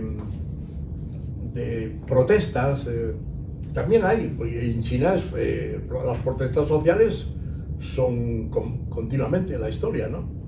Y nacen de ahí, de una rebelión taoísta contra el confucianismo o el legalismo. Ahora, ya en niveles más íntimos de personales, yo ahí ya no... Ahí quizá el taoísmo, que es esotérico, lo ha tratado mucho. Las relaciones sexuales, hay muchos libros de esto, ¿no? Pero ya entran en temas que son más discutibles, ¿no? Que también pueden funcionar en la India, por ejemplo, el Kama Sutra y todas esas cosas, ¿no? Porque es más íntimo, ¿no? Por ejemplo, no he mencionado, por ejemplo, la literatura. No hay cosa más decepcionante que una traducción al chino, una traducción de una poesía china a cualquier idioma extranjero. Totalmente decepcionante, porque se ha perdido todo. Quitando, solo quedan las palabras, pero se ha perdido el no ser. Lo que está en la poesía china es precisamente lo que no dice, lo que insinúa, el ritmo, lo que está, el no ser, no es lo que dice. Y por ejemplo, cuando lees una poesía traducida, dice sol, luna, no sé qué, tonterías, sol, luna, escarcha y no sé qué, frío, ¿y qué? Pero claro, leí en chino es otra cosa, porque ha perdido, al traducir, ha perdido lo que es la esencia de la poesía china, que es el silencio,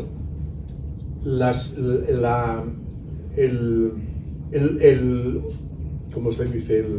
De insinuar, la imagen, porque la imagen, la palabra es visual, entonces te da una imagen que te crea otra, ¿sí? Y una poesía traducida pierde casi todo, cosa que no pasa en un idioma occidental, porque tenemos la misma mentalidad.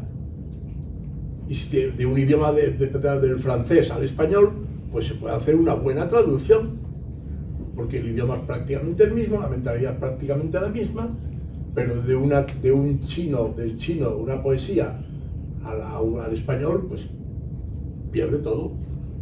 Por eso yo nunca compro un libro de poesía china que no tenga el chino, una traducción, porque no tengo ni idea de lo que dice. La traducción sí puedo entender, pero es que no tengo ni idea de lo que dice el texto original, porque es otra cosa. Claro, tienes que saber chino, ¿no? Que no es fácil. Pero, por ejemplo, la literatura, ¿no? Ahí se pierde todo. Hay cosa más difícil que traducir poesía. Usted decía que el Tao es bastante orientado a gobernanza. Sí. Entonces, también inclusive el chino taiwanés utiliza el Tao en su trabajo en el Gongsuo. Eso también quiere decir que aplica. Sí, bueno, hemos dicho que el Tao, la sociedad china, para mí, ¿no? Yo puedo equivocarme, ¿no? Que el confucianismo funciona en la sociedad como norma, ¿no? Y el taoísmo funciona personal. Entonces puede haber conflictos.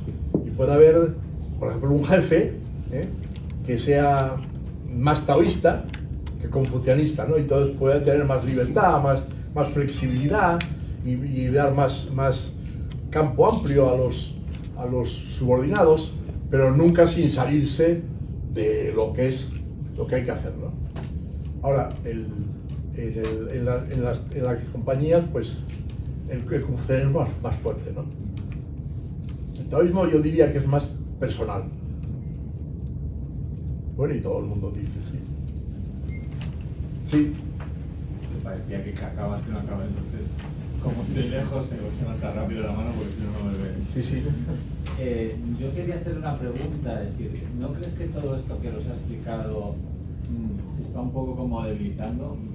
Por poner un ejemplo, nos hablabas de la pintura, nos ponías que no aparece el ser humano, y ahora vemos a todo el mundo... ¿Puedes hablar un poco más alto? Que no crees que esto se está un poco debilitando. Lo digo porque ahora todo el mundo estábamos con el móvil y todos nos estábamos haciendo fotos, persona, yo con la flor, yo con el perrito, yo con el conejo, yo con... etcétera, etcétera, etcétera. Por supuesto que, claro, yo he hablado solo de la parte buena. Perdona, no Todo- quiero decir todo que tiene está dos debilitando, caras. quiero decir que se está debilitando. Sí, sí, es que la parte mala es que se está debilitando. Quiere decir, este espíritu taoísta que está en la mentalidad china, modernamente, sobre todo en Taiwán, está debilitándose, claro. Porque la influencia occidental es muy fuerte. Tenemos un problema, yo lo pongo aquí, tenemos un problema muy serio en Taiwán.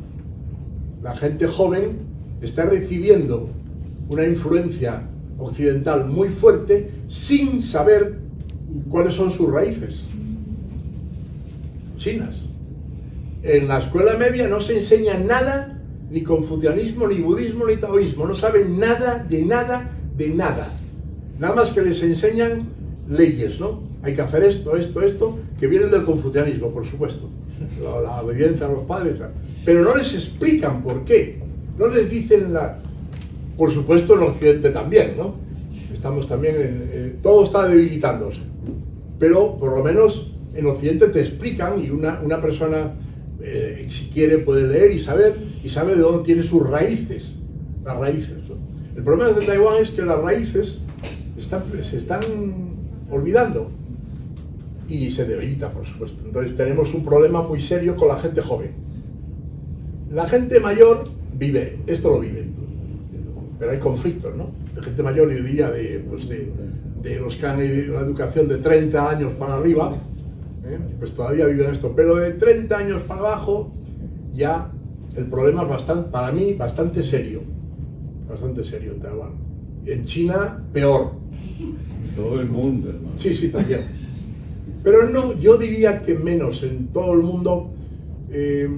Yo hace mucho que no voy a España, ¿no? Pero yo hablo con gente que viene de España y tal, y bueno, puedes hablar de algo, puedes hablar de temas. Es que aquí no puedes hablar de nada. No puedes hablar de nada, ¿no? La gente joven no entiende nada de esto. ¿Y eso qué es? Y lo viven de alguna manera, porque es su raíz. Pero para mí es un problema importante. Entonces es verdad, se está debilitando, pero yo no soy nada pesimista, nunca he sido pesimista, porque es la filosofía taoísta. Todo da vueltas. Y esto llegará a un momento en que se da la vuelta, porque no se puede aguantar así. Quiere decir, y estamos llegando a un momento en que de alguna manera esto se termina. Entonces no, se acaba. Lo estamos viendo un poco en España ahora. Yo veo solamente por la televisión. Tenemos un problema gordísimo con el gobierno, pero ya la gente empieza ya a decir, bueno, esto ya no puede ser. Estamos llegando a un límite en que ya hay gente que ya está en público diciendo, ¿no? Bueno, pues es el comienzo del volver. El Tao es la vuelta, el retornar. Todo retorna. Todo da vuelta. Entonces, bueno, pues yo siempre soy optimista, ¿no? De alguna manera, sí, en estos momentos tenemos un problema. Estamos debilitados, pero no hay que exagerar. Hay que intentar vivir esto. Bueno. Sí. Mi pregunta viene siendo, en su opinión, hoy en día, ¿cuál es el sistema de gobierno que tiene más influencia del taoísmo, ya sean taoístas o no? Para explicar de mejor manera, por lo menos la otra vez estaba hablando con un amigo mío que vive en Suiza, y él decía que en Suiza, pues la política no es una carrera, no es como en Europa, en Latinoamérica, que hay políticos de carrera, es simplemente un hobby. De hecho no tienen ni salario, los salarios nada más lo tienen los ministros. Pero también es el hecho de que se puede hacer muchos referéndums sin mucho número de firmas. Se puede hacer un referendo sobre todo. De hecho, hasta referendos, bueno, en Suiza cuando las mujeres no votaban, se hizo un referéndum sobre si las mujeres podían votar, donde nada más votaron hombres. Entonces, pues nada más quería saber su opinión, si además de Suiza, que en mi opinión, después de ver todo esto, tiene algo de taoísmo, ¿qué otro país tiene? No, nada, en Taiwán el suizo es el opuesto completo. Opuesto completo, o sea, la mentalidad europea anglosajona es todo lo opuesto a lo que es China y el mundo oriental. Para mí hay tres mundos mentales: el mundo anglosajón, el mundo mediterráneo, que es latino, y el mundo oriental, China, ¿no? El mundo nuestro está en mitad y mitad. A veces somos más orientales y a veces somos más anglosajones, pero el mundo anglosajón es un mundo completo, es el opuesto al mundo. Por eso hay tantos conflictos a nivel político entre China y Estados Unidos o Inglaterra, y no hay tantos conflictos entre países mediterráneos, por ejemplo, o hispanoamericanos. Es más fácil entenderse en el mundo chino, por ejemplo, o en el mismo japonés, que es más cuadrado todavía, o el coreano, ¿no? Es más fácil entenderse un hispanoamericano con un chino que un danés con un chino. Porque tenemos un intermedio. El mundo mediterráneo es también un mundo agrícola, es un mundo oriental, porque toda la cultura del Mediterráneo ha llegado de Asia por el Mediterráneo. En cambio, el mundo anglosajón es completamente distinto, ¿no? Es otro mundo, que tiene, por supuesto, sus valores. Entonces, Suiza es un mundo completamente muy ordenado, perfecto, ¿no? Y para ellos, a ellos les va muy bien, perfecto. Pero no funciona aún en otros países. Bueno, en Taiwán, imposible, ¿no? Imposible. Porque el Taiwán es la flexibilidad. Hablando del dicho malo, mamajuju. El mamajuju es típico chino, igual que nosotros, la chapuza. El español es el chapucero. La chapuza es eso, más o menos, ¿no? Pero bueno, es nuestra mentalidad.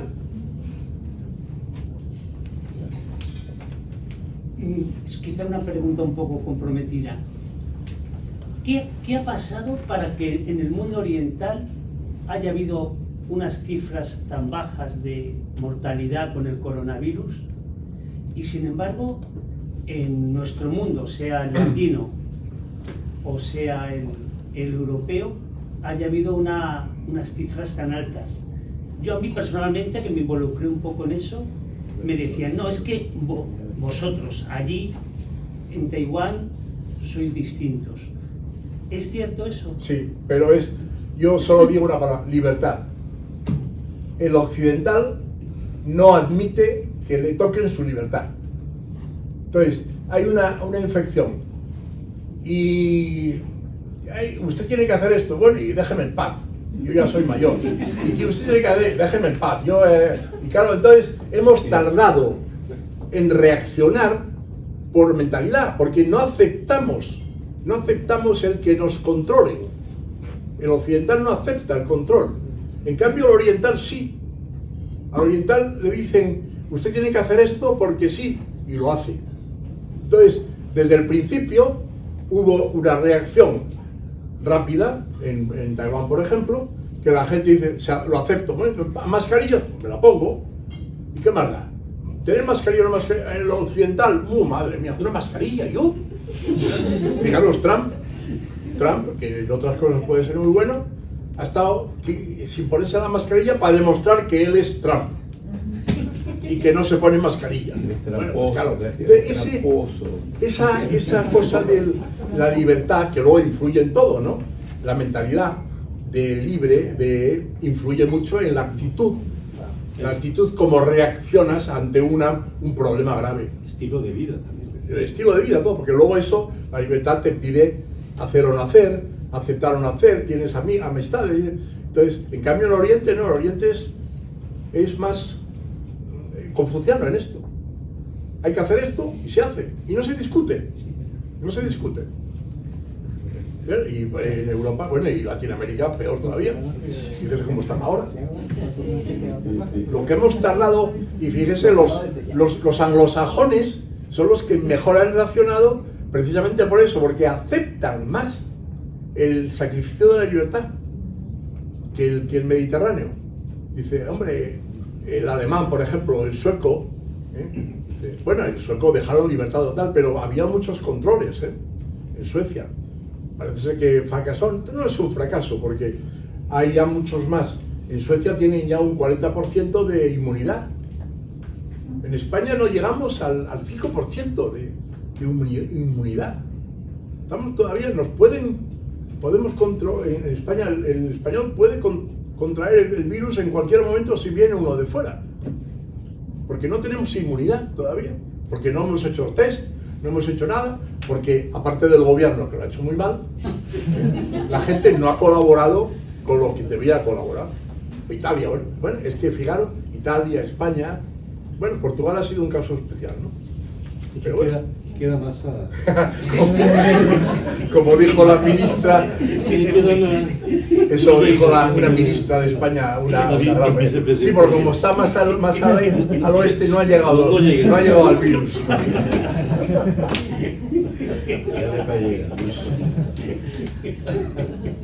Bien, pues si no hay más... Sí, yo tenía... Sí, dime. Bueno, yo el taoísmo lo entiendo como la mentalidad de Wu Wei, es decir, de no acción, entendiendo como acción esfuerzo cognitivo fuerte, es decir, la acción, la Wei hace referencia a un esfuerzo que hace falta ser consciente. La Wu Wei no es no hacer nada, eso es bastante obvio, es no tener la sensación de hacer nada. Esa mentalidad, que en parte también está en el confucianismo, especialmente en la parte menciana, lo que me pregunto yo es qué influencia ha tenido en el proceso civilizatorio de China. Creo que es un tema que no está muy investigado, bueno, salvo esta charla, pero creo que la influencia de la mentalidad Wu Wei, que es básicamente el taoísmo y parte del confucianismo, ¿qué influencia ha tenido en la civilización en esta parte del mundo? Yo creo que bastante. Sí, mucho, claro. Porque bueno, ahora hablamos de la pandemia, pero la flexibilidad, al menos en Taiwán, que ha sido un caso paradigmático, creo que ha sido normas, pero también flexibilidad en Taiwán. Claro. De hecho, aquí las mascarillas se empezaron a usar, pues no se sabe muy bien por qué. Se dijo, sí, es peligroso, pero primero vino la costumbre de ponerse la mascarilla y después la ley. Antes de que se dijese, bueno, pues hay que ponerse mascarilla en el metro. Y así, consuetudinariamente hablando, ya existía esa norma. Del SARS, ya Sí, pero, por ejemplo, el casco, yo aquí en Taiwán llevo muchos años y antes aquí todo el mundo tenía moto y nadie tenía casco. Nunca. Todo el mundo. Y de repente un día, no sé qué ministro se dijo, esto es peligroso. Y sale una ley, hay que ponerse casco. Y en una semana todo el mundo compró casco. Y luego, y sin pensar, lo mandaron, ¿no? Y luego lo que tú dices, y luego empieza la gente a justificar por qué tienen casco. Y bueno, y es verdad, porque el casco es bueno y tal. Pero al principio, ¡pum!, todo el mundo con casco. Y no hubo ningún problema. Entonces, eso que tú dices, ¿no? Que primero es la ley y luego la reflexión, ¿no? Bueno, un proceso que no se sabe muy bien, Sí. que al final las normas, porque estrictos exactamente con la ley en Taiwán no son. Yo no diría que eso es lo que... estrictos con la ley. No. No hay más que ir a un paso de cebra. Pero lo que pasa es que hay cosas que no se sabe muy bien que se acaban normalizando. Pero es que eso es muy taoísta. Yo creo que en China, por mucho que estudiemos, nunca entenderemos cómo funcionan las cosas. Porque ni ellos mismos lo saben. Bueno, es el orden espontáneo de la sociedad. Es espontáneo, pero funciona. El problema es el ejemplo del caos, ¿no? El caos. Funciona, tiene un orden interno, pero no se entiende. Pues bueno, tú vives con él y funciona. Ahora, si lo quieres explicar, no lo entiendes. Y yo, la verdad es que es muy difícil explicar y realmente entender el proceso actual de la civilización china y dónde están ahora y para dónde van. Es muy complicado, ¿no? Porque está continuamente cambiando. Y creo que eso es un aspecto que no está investigado, que no se investiga lo suficiente y que tiene mucha relevancia. Es decir, cómo de repente las cosas se hacen, pasa a veces en las empresas. Yo creo que no, es imposible de investigar eso. Bueno, depende... creo que es complejo, sí, la verdad. Bueno, sí sabe a dónde va, ¿eh? No te creas, no te creas. Engañan mucho. Parece. Pero todo lo que tiene detrás, toda la recua que tiene detrás, que están pinchando continuamente, eso tiene que influir mucho. Y tiene que estar cambiando continuamente, ¿no? Hombre, sí, por supuesto que no es como España, ¿no? Que estamos en el caos total. Pero ahora es un tema muy interesante, pero todos los historiadores y tal, ¿no? No es fácil de analizar este punto. Bueno, creo que ahí es un acercamiento racional a la historia de China que creo que es un error, creo que es lo que puede no hacer ver este aspecto. Y generalmente la historia de China se ve racionalmente. Claro. Se explica todo, por ejemplo, las reformas económicas de Deng Xiaoping. Se explica que fue Deng Xiaoping quien hizo las reformas, y no, fue el contrario, fue que se produjo un mercado negro durante la Revolución Cultural, siguió después de la muerte de Mao Zedong, y lo que hizo Deng Xiaoping fue nada más y nada menos que decir, bueno, esto ahora es legal. Bueno. Y eso es algo que no se cuenta habitualmente. Yo conté la vez pasada, ¿no? Yo estaba aquí en Taiwán hace unos años, había control de moneda. Yo me acuerdo que cuando tenía que ir a España, estoy hablando de hace 25 años o 30, ¿no? Tenía que ir a España, tenía que ir al Banco Central a pedir y me daban $1.000 nada más, para pagar el billete y ir a España. No había dinero, o sea, en Taiwán había dinero, pero no podías manejar dinero, los bancos sí, ¿no? Y un día, de la noche a la mañana, se cambiaron, se podía manejar dinero, 5 millones de nada a 5 millones. Y bueno, un señor que lo di, y luego ya, lo que tú dices, ¿no?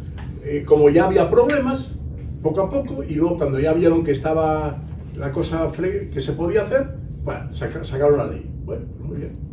Pero detrás había toda una preparación. Lo mismo que... Ahora, ¿y cómo lo explica? Para mí es una cosa muy inteligente, ¿no? Por eso yo tenía un amigo que decía, los chinos son como el corcho. Cuanto más abajo los hundes, más arriba salen. Que no te hunden nunca, no se hunden nunca, porque salen, tienen una flexibilidad tremenda. Son pragmáticos. No están atados a principios. Bueno, fijaros, China. El cuadro de Mao Zedong está colgado en toda China. ¿Quién le importa Mao Zedong? Si ni lo conoce. Ni lo conocen. Hay un montón de gente en China que no sabe quién es Mao Zedong. Hay un cuadro ahí colgado y me dice, es Mao Zedong. ¿Y qué es Mao Zedong? No sé, ni se lo explican. Pero está. Una moneda, en Taiwán tenemos una moneda todavía con la cara de Chiang Kai-shek. Una moneda que funciona. La de $1 tiene la cara de Chiang Kai-shek. En Taiwán, que todavía está funcionando. ¿Cuánto hace ya? Murió en el año 75. Estamos hablando de 50, 60 años ya, de la muerte de Chiang Kai-shek. 45. No importa. ¿Qué más da? ¿Qué malo tiene eso? ¿Por qué tienes que cambiar la moneda? ¿Cambiar la moneda o no cambiar la moneda? Esa flexibilidad para mí es admirable. Ahora, el problema está que mucha gente no lo admite porque esto no es... Eso va en contra de... Yo tengo principios. Y si no le gusta, tengo otros. Sí, tengo otros. Bien, creo que ya hemos abusado ya mucho más de su tiempo.